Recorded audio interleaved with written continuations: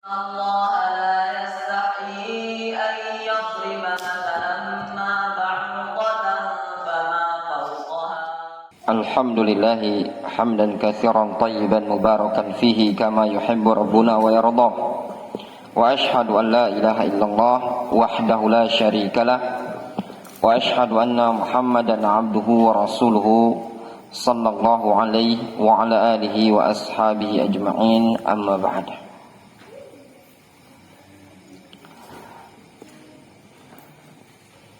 Kata seorang penyair, dia menyatakan, la tahsabil majda tamran anta akiluhu, lan tablughal majda hatta tal'aqas sabirah. Kata seorang penyair, jangan engkau mengira kemuliaan tersebut ibarat sebuah kurma yang enak dimakan, yang nikmat dimakan. Engkau tidak akan bisa mencapai suatu kemuliaan sampai engkau merasakan buah sobir. Buah sobir itu pahit, ya, tidak enak kalau dimakan. Maksud kata seorang penyair ini, yang namanya kemuliaan tidak akan bisa diraih kecuali dengan penderitaan dulu. Orang kalau sudah berupaya mengorbankan penderitaan, maka insya Allah dia akan meraih apa yang dia cari tadi. Allah Subhanahu wa taala menyatakan dalam Al-Qur'an, walladzina jahadu fina lanahdiyannahum subulana. Orang yang bersungguh-sungguh di jalan kami, bersungguh-sungguh dalam mencari ilmu, bersungguh-sungguh untuk mencari hidayah, pasti akan kami tuntun, pasti akan kami bimbing. Tinggal yang dituntut dari kita ini tadi kesungguh-sungguhan kita untuk berjalan menggapai hidayah ini tadi. Suatu bait syair yang masyhur dari Al-Imam Ibnu Hisham, beliau menyatakan, man yakhtabil hasna yasbir 'alal badali. Ya. Siapa yang ingin meminang wanita yang cantik, biasanya dia siap sabar mengorbankan apa yang bisa dia korbankan. Kalau di sini ada bidadari, ada perempuan yang ingin dinikahinya, bak bidadari, lumpur, kubangan lumpur itu tidak akan terasa. Kanal, jalur akan diseberangi. Kalau istilah dulu kan lautan diseberangi, enggak. Kanal, jalur akan diseberangi, batang sawit akan dinaiki. Itu tadi. Demi mendapatkan si hasna tadi.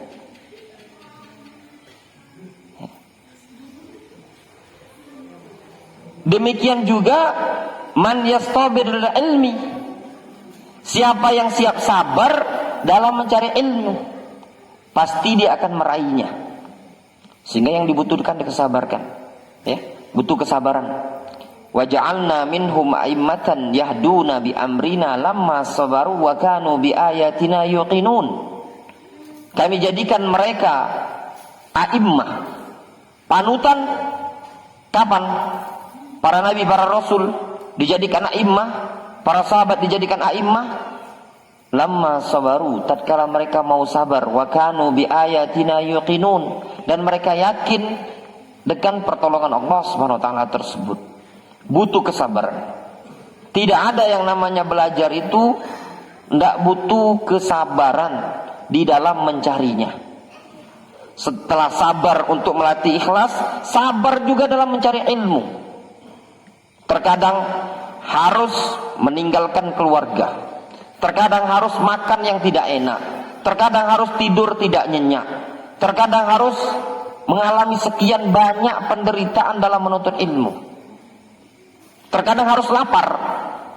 Sebagian mereka seperti disebutkan pada riwayat Sulaiman atau Abdurrahman ibnu Hirash, Abdurrahman bin Hirash di zaman dahulu, dalam mencari hadis beliau pernah mengatakan,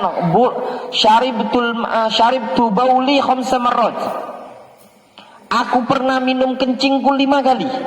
Karena tidak ada air yang mau diminum, kencing sama dia diminum. Ibnu Thahir pernah mengatakan, bultud dam marratain, marratan di Baghdad wa marratan di Mekah. Aku pernah kencing darah 2 kali, 1 di Baghdad, 1 di Mekah. Kalau lapar jangan ditanya. Al-Imam Al-Bukhari rahimahullah ta'ala pernah sakit. Ketika diperiksa oleh tabib, oleh dokter, kata dokter, ini penyakit tidak pernah, ini disebabkan dikarenakan kurang protein. Lam yakul al-idam, tidak makan lauk. Kalau kita nasi putih. Sedangkan kita, kehidupan kita jauh penuh dengan kenikmatan. Sebagian sahabat Nabi alaihi salatu wasallam di zaman sekarang, seorang ustadz, ya, hidupnya luar biasa kadang. Namun Nabi alaihi salatu wassalam, lihat, pulang-pulang dari masjid, jumpai Aisyah, dia bertanya, "A'indakum ta'am?" Di rumah ada makanan? Istrinya menjawab, "La, enggak ada makanan." "Idzan inni shaimun." Kalau gitu aku puasa saja. Rasul yang tadinya tidak niat puasa, kapan muncul niat puasanya? Setelah ba'da subuh. Tanya di rumah ada makanan enggak? Enggak ada yang mau bisa dimakan. Kita di rumah tanya ada makanan enggak? Ada pisang goreng, ada sukun goreng, ubi goreng. Rasul tanya di rumah enggak ada makanan. Seorang sahabat Nabi, Qais ibnu Sirma radhiyallahu anhu, capek-capek kerja di ladang. Pulang-pulang sore menjelang buka puasa, dia bertanya kepada istrinya, "A'indaki ta'am?" Ada makanan di rumah mau buka puasa? Kalau kita mau buka puasa di zaman sekarang, di masjid kaum muslimin ada semangka, ada es cendol, es dawat, ada bakwan, ada tahu bunting lah, ada pempek. Pengajian pun ada pempek, tadi ada pempek di situ tadi. Enggak. Nah. Ini sahabat Nabi Qais bin Sirma, pulang-pulang dia tanya ke istrinya, "A'indakum ta'am?" Ada makanan? Istrinya menjawab, "La." Fa'antaliku fa'atlubu lakah. Enggak ada, aku pergi cari ke dulu makanan. Pulang-pulang suaminya capek ketiduran. Enggak ada makanan sama sekali untuk buka puasa. Bukan zaman sekarang, kalau tinggal di Palembang, tanya, ada makanan enggak? Enggak ada, pesan GoFood. Ya enggak? Itu di zaman sekarang. Zaman Rasul enggak ada makanan sama sekali. Namun apa yang ada pada mereka? Rasa syukur. Bisa mereka meraih ilmu? Bisa. Dari tempat belajarnya tadi, atapnya pelepah kurma. Kalau ini masih mending ini atapnya, genteng. Itu atapnya pelepah kurma. Dindingnya nggak ada dinding sih. Tiangnya dari batang kurma. Rasul sholat subuh ketika itu sujud, ada bekas air hujan nempel di wajah beliau. Itu tempat sekolahnya Rasul, tempat ngajarnya Rasul, mahasiswa-mahasiswanya Rasul, Abu Bakar, Umar, Abu Hurairah. Yang Abu Hurairah disebutkan oleh Imam Az-Zahabi, Zurwatu sanamil huffaz Abi Hurairah. Jagoan pentolan para hufazul hadis Abu Hurairah. Hidupnya di mana? Tidurnya di masjid yang beratapkan pelepah kurma, bertiangkan batang kurma. Mereka bisa meraih. Tidak ada zaman dahulu, zaman sekarang kalau pondok ranjang tingkat, ya enggak, lantai keramik, ruangan ber-AC, ada kipas pula, hidup di meja pula, makanannya enak. Dulu para sahabat jauh dibandingkan kita, sampai-sampai Abu Hurairah pingsan di masjid. Sebagian sahabat mengatakan, "Abika junun ya Abahir." Apakah engkau gila wahai Abahir? Kata Abu Hurairah, "La ma bi junun." Aku tidak gila. Asabanil ju', aku ditimpa rasa lapar. Kelaparan Abu Hurairah sampai pingsan. Ya. Kita lihat kisah 3 orang ulama besar, ulama kaum muslimin, disebutkan dalam suatu kisah 3 orang bernama Muhammad bin Jarir At-Tabari, Muhammad bin Nasr Al-Marwazi, Muhammad bin Ishaq bin Khuzaimah, dan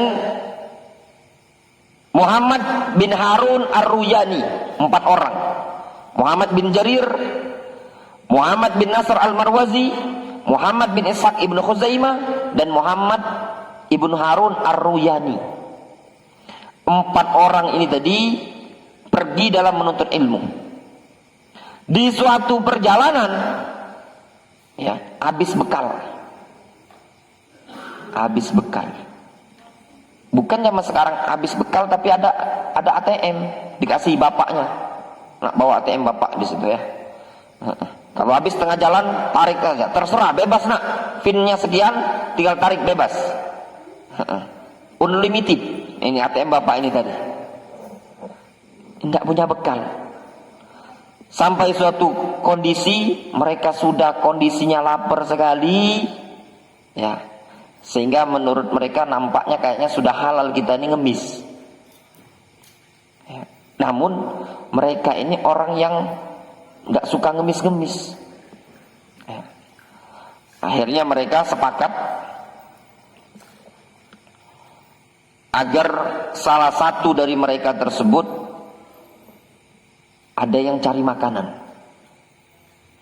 minta satu aja, enggak 3-3-nya, 4-4-nya, enggak, satu aja. Keluarlah catatan tersebut pada Muhammad ibnu Khuzaimah, yang penulis kitab Sahih Ibnu Khuzaimah. Kata Ibnu Khuzaimah, amhiluni hatta usalli salatal khiyarah. Coba tunggu dulu katanya, ya, sebentar. Aku mau sholat dulu, sholat istikharah. Lihat zaman dahulu, ya. Para ulama zaman dahulu, saking beliau tidak mau minta-minta untuk kebutuhan pribadi, tidak mau ngemis, untuk makan saja tidak mau ngemis. Mereka istikharah dulu. Kalau kita kelamaan, perut lapar, nunggu istikharah. Kan inilah memang darurat, lapar. Dia istikharah dulu. Sholatlah dia istikharah. Fa bainama huwa yusalli idza bi insanin yadukul bab fafutihal bab. Ketika dia sedang sholat, tiba-tiba ada yang ngetok pintu, tok tok tok. Dibukalah pintu tersebut. Lalu orang tersebut mengatakan, inna wali Misr kana qailan bil amsi na'iman waqtal qailula fawajada khayalan yaqulu innal mahamid qad tawau kashhihim minal ju'. Kata utusan ini tadi depan pintu, dia ngomong, sesungguhnya wali Mesir, maksudnya itu pemerintah Mesir. Kalau zaman dulu kan khalifah, ya.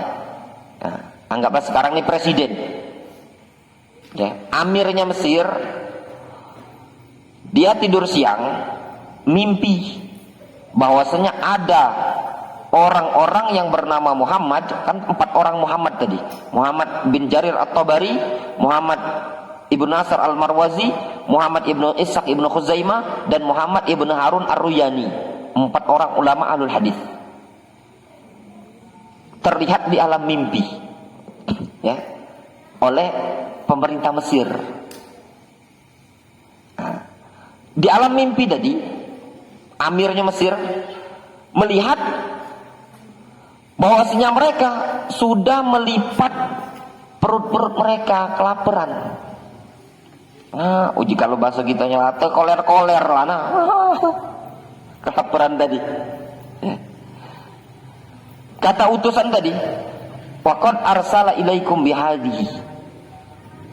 Nah, ini pemerintah Mesir ngirim kalian beberapa kresek kantong.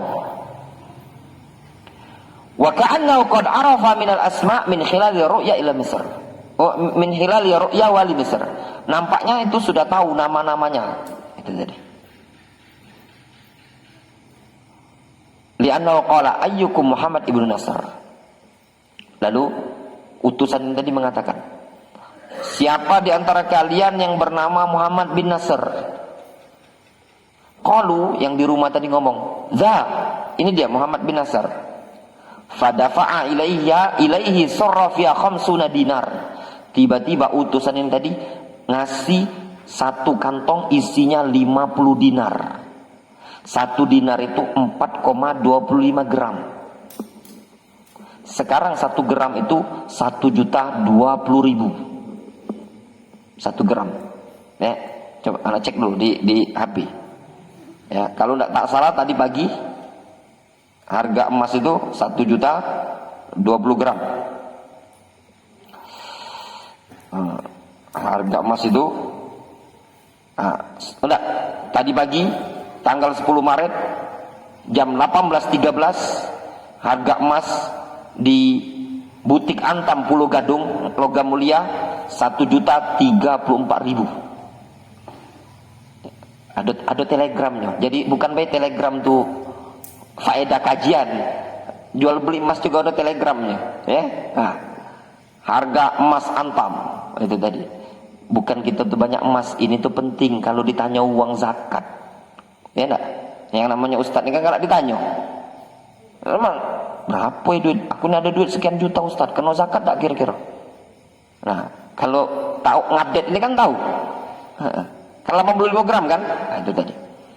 Antum hitung 1.034.000 per gram. Emas itu 4,25, 1 dinar 4,25 gram. Jadi berapa itu duitnya? 4 juta lebih ya. Sudah kita genap ke 4 juta kali 50. 4 ke 5 20, sekitar 200 juta satu kantong. Si Muhammad ini tadi dapat hadiah. Kemudian dia mengatakan lagi, "Ayyukum Muhammad ibnu Jarir?" Mana yang bernama Muhammad bin Jarir? Kemudian dikasih. Tanya lagi, "Ayyukum Muhammad ibnu Ishaq?" Mana Muhammad bin Ishaq? Dikasih lagi. Ya. Kemudian ayyukum Muhammad ibnu Harun? Empat-empatnya dikasih 4 kantong yang isinya 50 dinar. Ya. Kemudian utusan tadi mengatakan, "Inna wali aqsama alaikum annahu idza nafada ma indakum an tursilu ilaihi." Sesungguhnya Amir Mesir ngomong, kalau kalian habis, ya, datang saja, telepon. Kalau bahasa kita sekarang ini telepon, chatting deh. Maksud itu bahasa dia tadi an arsalu ilaihi, agar kalian ngutus utusan ke dia. Gitu loh.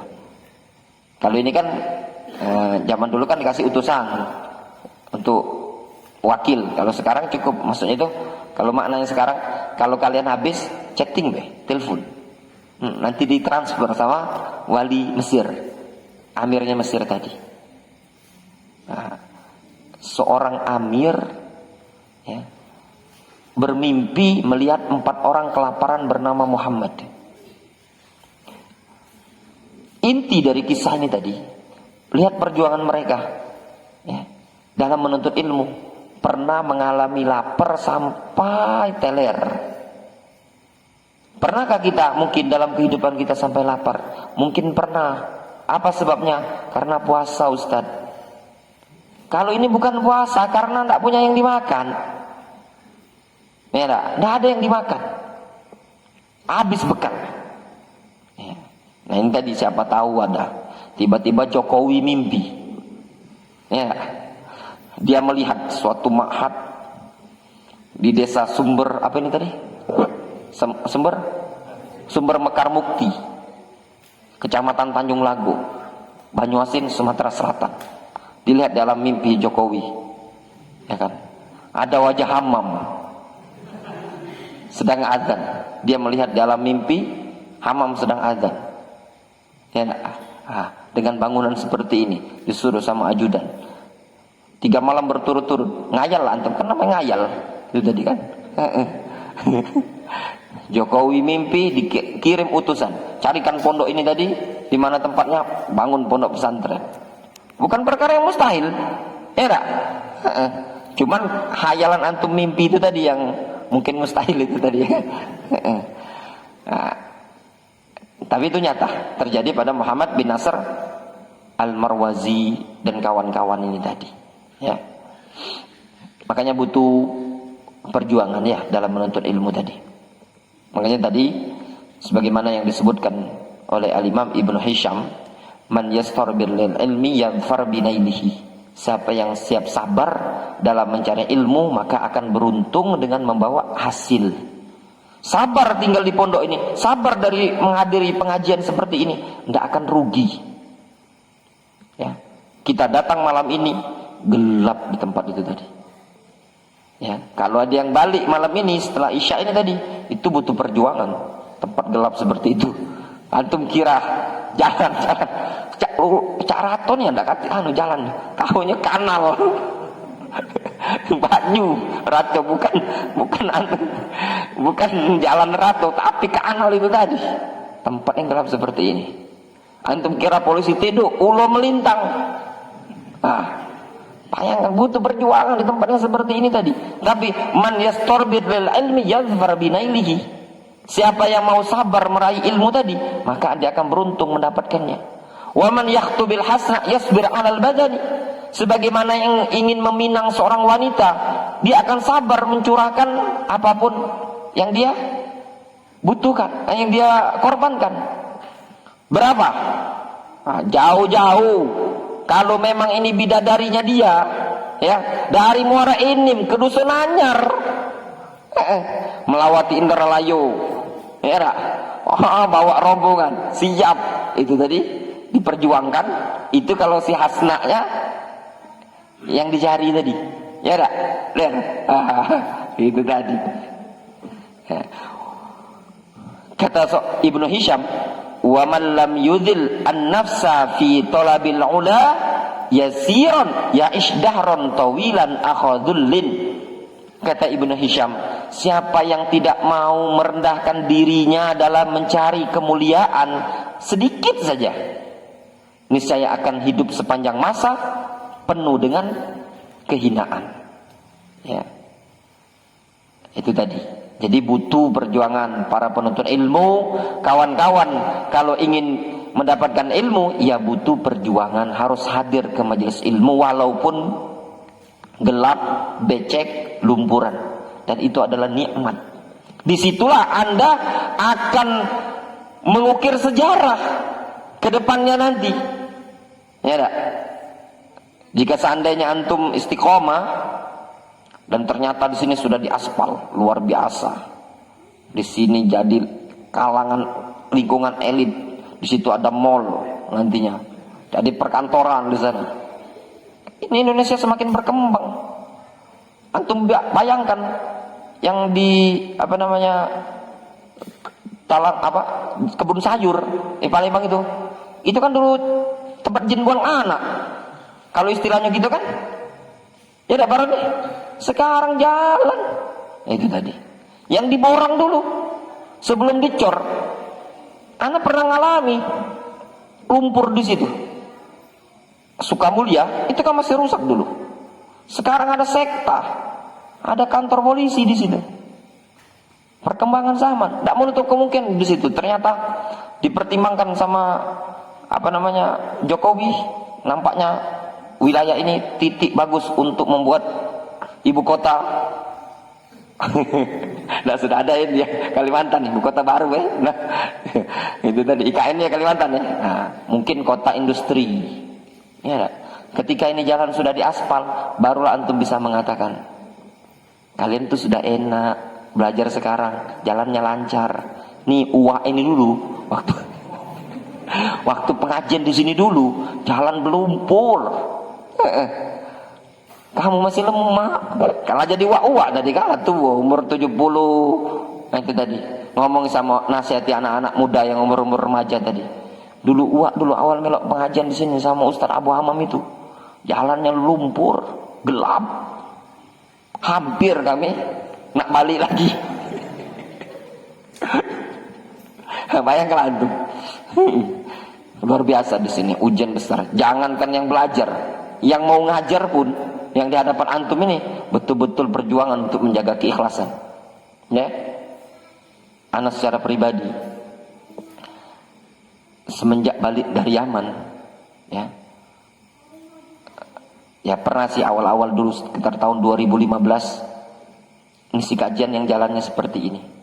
Tapi sekitar jalan 2017, 18, ana tidak pernah lagi mengalami kajian jalan seperti ini.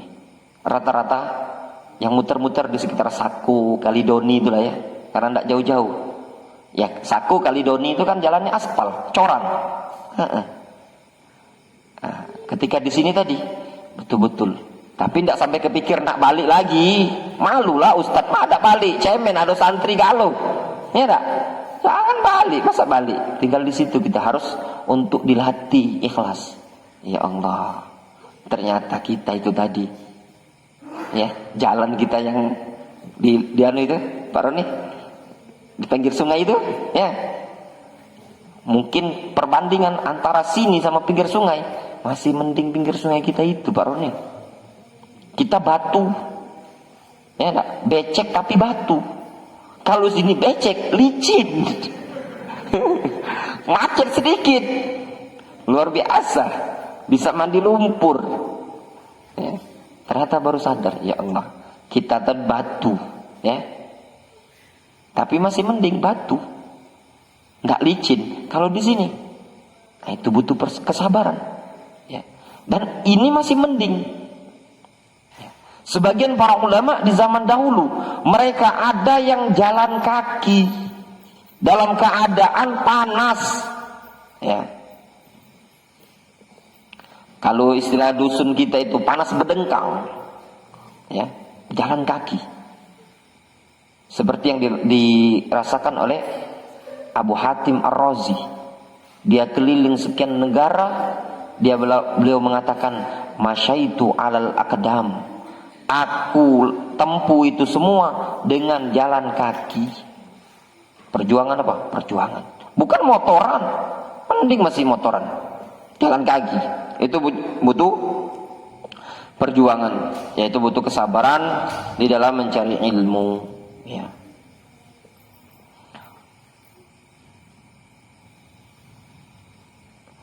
Wallahu ta'ala. Mungkin ada yang ingin tanyakan? Ya.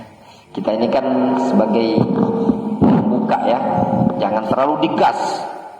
Ya, kalau terlalu digas meleset. Itu tadi kan nyampak, sedikit-sedikit santai. Ada yang tanyakan? Ya. Ya, silakan. Kalau ada pertanyaan, Sam. Ada nggak? Kalau yang akhwat ada pertanyaan, kajian kita santai. Jangan terlalu tegang. Kalau tegang, silakan, bagi yang mau bertanya langsung atau ditulis silakan ya. Sesi tanya jawab.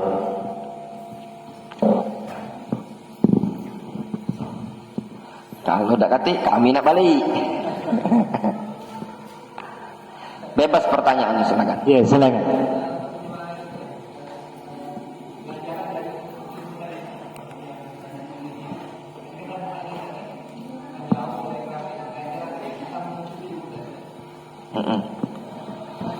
Apa sih balasan kita mencari ilmu ini tadi? Jarak yang jauh, ya, seperti ini tadi. Apa sih balasannya? Adapun keutamaannya sekian banyak dalam masalah menuntut ilmu ini tadi. Di antara keutamaan menuntut ilmu perjalanan yang jauh seperti ini tadi, Nabi SAW menyebutkan, man salaka tariqan yaltamisu fihi ilman sahalallahu lahu bihi tariqan ilal jannah. Siapa yang menempuh suatu jalan dalam rangka mencari ilmu, Allah mudahkan jalannya ke surga. Kata para ulama, aqrabut turuq ilal jannah talabul ilmi. Jalan terdekat menuju surga itu cari ilmu. Itu di antara keutamaannya. Dan di antara keutamaan, ya, perjalanan menuntut ilmu ini tadi adalah amalan tersebut merupakan amalan yang menjadi sebab seseorang diangkat derajatnya di surga. Ya. Disebutkan dalam suatu hadis yang dihasankan oleh sebagian para ulama berkaitan dengan para penuntut ilmu menghafal Al-Quran. Kata Nabi SAW dari sahabat Anas bin Malik Al-Ka'bi, man qara al-Quran wa amila bima fihi albasahullahu walidayhi tajan yaumal qiyamah. Siapa yang membaca Al-Quran dan mengamalkannya, ini berkaitan dengan orangnya, Allah akan pakaikan kedua orang tuanya mahkota yang lebih indah dibandingkan matahari ala ru'usil khalaik, di hadapan seluruh makhluk. Kalau kata para ulama, ini orang tua orang yang belajar, bukan yang belajarnya, orang tuanya. Dia menuntut ilmu, menghafal Al-Quran, dia amalkan dalam sehari-hari. Orang tuanya akan dipakaikan mahkota di hari kiamat. Nah, kalau orang tuanya saja seperti itu, kata para ulama, terus bagaimana dengan anaknya sendiri? Tentu akan mendapatkan sesuatu yang lebih lagi.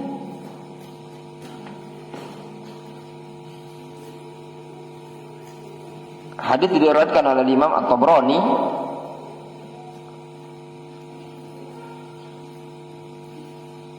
ma min rajulin yu'allimu waladahul Qur'an fid dunya. Tidaklah seseorang mengajarkan anaknya Al-Qur'an di dunia. Mengajarkan dengan lafaz mengajarkan. Illa tuwija abuhu yaumal qiyamah bitajin fil jannah. Melainkan orang tuanya akan dipakaikan mahkota di surga nanti.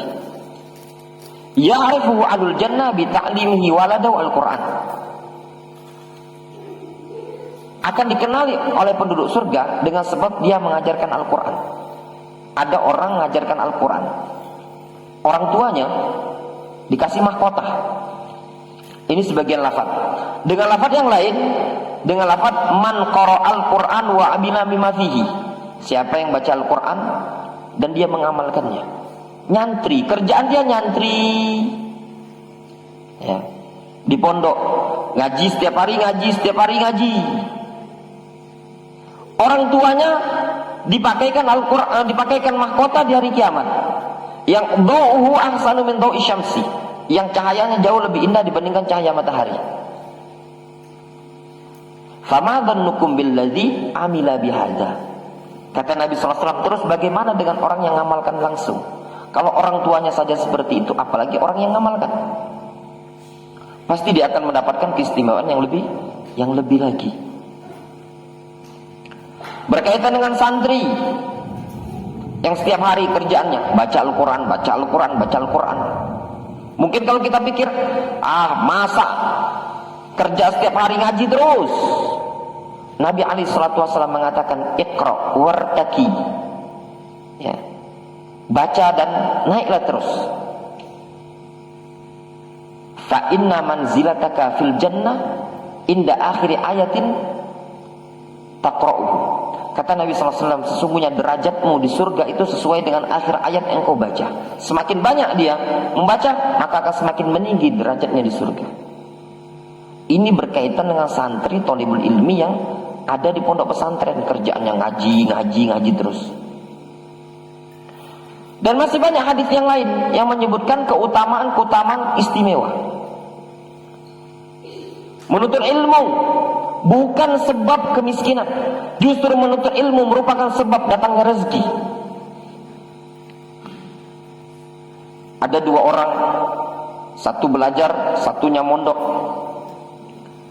Hadis dari Anas bin Malik, riwayat Al-Hakim, anna rajulani fi hadin Nabi sallallahu alaihi wasallam ahaduhuma yahtarif wal akhar yatlub al-ilm inda Nabi SAW. Ada dua orang laki-laki saudaraan, satunya kerja, satunya belajar.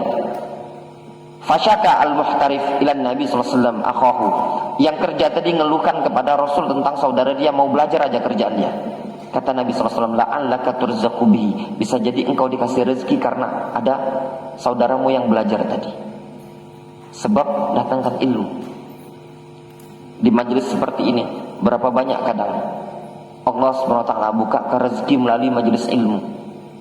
Tahu-tahu ada kawan kenalan di majelis ilmu. Antum bisa nukang akhi? Bisa. Nah, itu di rumah anak lagi nyari tukang atap, dapat kerjaan. Tadi pengangguran, iya enggak? Itu tadi. Dan masih banyak keutamaan-keutamaan lain yang disebutkan oleh para ulama tentang faedah dari mencari ilmu. Dan di antara faedah menuntut ilmu, ya, yang bisa kita rasakan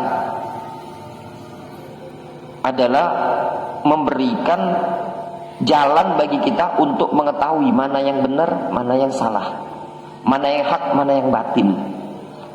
Orang saja kalau punya ilmu dunia, hidupnya di dunia akan bagus.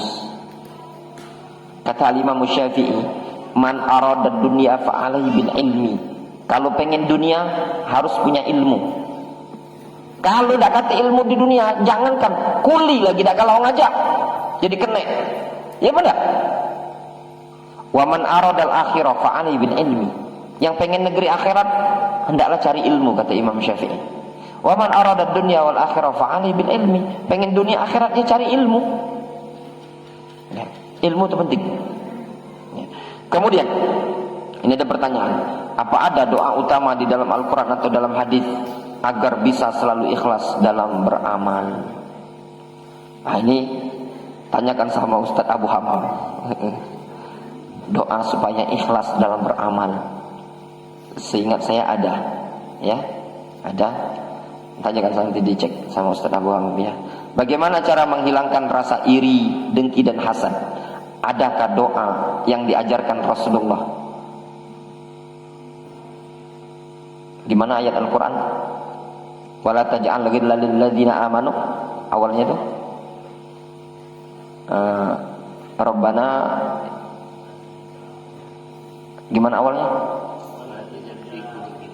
Wala taj'al fi qulubina ghillal lil ladzina amanu. Itu ayat Al-Quran. Jangan, ya Allah, janganlah engkau jadikan di hati kami kedengkian terhadap orang beriman. Obatnya, kata para ulama, obat mujarrab yang disebutkan oleh Al-Imam Ibnu Qudamah dalam kitab Mukhtasar Minhajil Qasidin. Obat iri, hasad, dengki cuma satu, yang paling mujarrab. Ini orang kurang mengimani takdir. Itu tadi. Apa yang mau diirikan, didengkikan, itu sudah takdir Allah Subhanahu wa taala. Ada pada dia. Ya enggak? Dan hidup itu pasti ada yang namanya orang itu hasad, iri, dengki, hasad. Ada. Kata Ibnu Taimiyah rahimahullah taala, ma khala jasadun min hasadin walakinnal laim yukhfi walakinnal laim yubdi wal karim yukhfi. Tidak ada jasad yang kosong dari hasad, akan tetapi orang yang bagus, orang yang mulia akan ditutup sama dia. Orang yang jelek, orang yang hina ditampakkan sama dia. Obatnya apa? Obat mujarrab adalah dengan cara melihat kepada takdir Allah Subhanahu wa taala. Apa yang mau dihasadkan itu sudah adalah pemberian Allah Subhanahu wa taala. Iri sama kawan, istrinya lebih belaga, lebih cantik, itu sudah takdir. Sudah tertulis di Lauhul Mahfuz. Bini dia si Fulan, bini antum si Alan.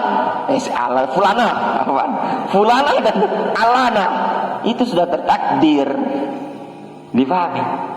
Sudah tertulis di Lauhul Mahfuz, si Fulan itu mobilnya Fajiro, antum Brio. Itu sudah ada tulisan. Apa yang mau diirikan? Annal arzaq maqsumah. Rezeki itu sudah dibagi. Ya basutur rizqa liman yasha' wa yaqdir.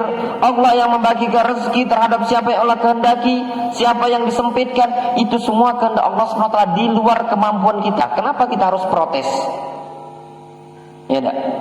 Sudah. biasanya gini ya. Sebenarnya kalau dipikir-pikir, orang itu kenapa lebih dari kita? Kalau kita mau nyadar, mungkin usaha dia lebih baik dibandingkan kita. Ini saya nih masuk pondok pesantren bareng. Kok kawan ini 1 tahun sudah hafal Al-Quran, yang satu dia belum hafal Al-Quran, baru 1 juz sama selama 1 tahun. Coba lihat, jangan-jangan kawanmu tadi malam dia baca Al-Quran, menghafal, antum malam-malam ngorok, iya enggak? Sore-sore dia baca Al-Quran, antum sore-sore main bola, mandi di kolam, di kanal. Wajar. Apa yang mau diirikan? Ya enggak? Ilmu itu, kalau iri dalam masalah ilmu itu tidak bisa di-scan. Bukan antum ini kitab ditempel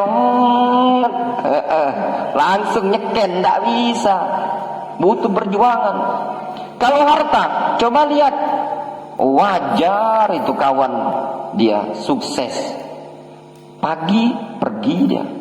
Kalau antum pagi ngorok dulu, selimutan dulu setelah salat subuh, jam 8 baru nak begawi, ya wajar.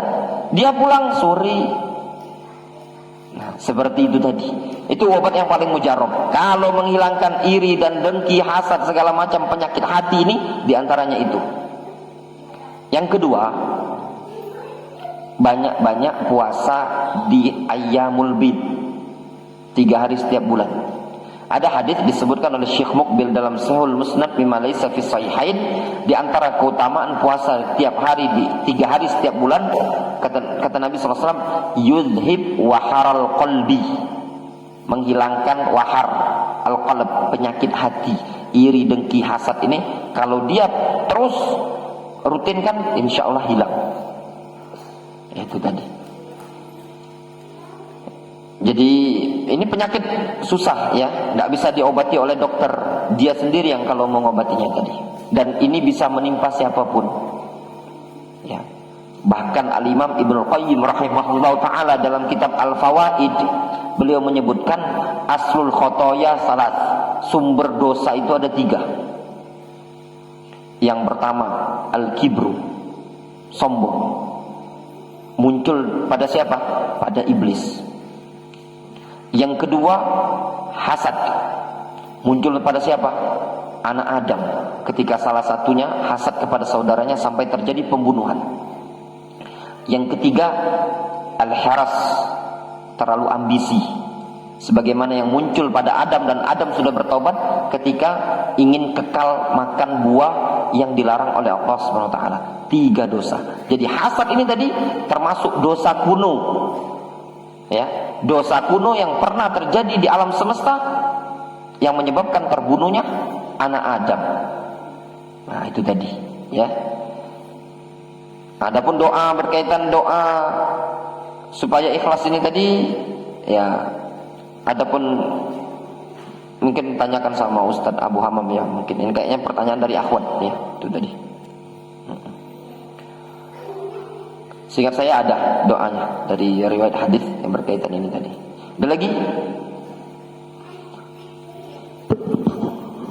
Hah? Nggak ada lagi? Yang ikhwan nggak ada yang bertanya? Santri mau nanya? Robi, Agus, nanya nggak? Hah? Kalau nggak ada yang ditanya, saya balik nanya.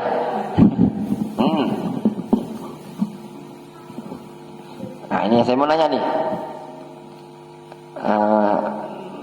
Nanya yang ini. Nah itu tadi. Nah tadi Muhammad, ada 4 orang Muhammad tadi kan? Nah, yang kelaparan tadi Muhammad siapa saja namanya? Muhammad bin Jarir, Muhammad bin Nasr, Muhammad bin Ishaq ibnu Khuzaimah, Muhammad bin Harun Ar-Ruyani. Masya Allah, Allah barik fik ya. Itu tadi. Diingat-ingat ya. Itu tadi. Kalau Muhammad bin Jarir At-Tabari itu penulis tafsir At-Tabari. Kalau Muhammad bin Ishaq ibnu Khuzaimah, Al-Imam Ibnu Khuzaimah, dikenal dengan Imam Ibnu Khuzaimah. Sebagian para ulama melakopinya sebagai imamul a'immah. Siapa ini? Aduh.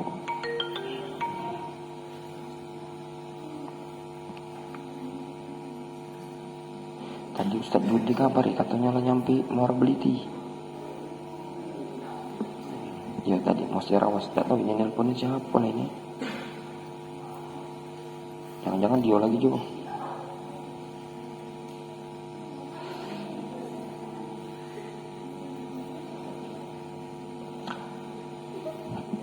Nomor HP-nya udah anu, tapi ada ikhwan. Lagi anak kasih ke antum be, nomor ikhwan yang melok dia.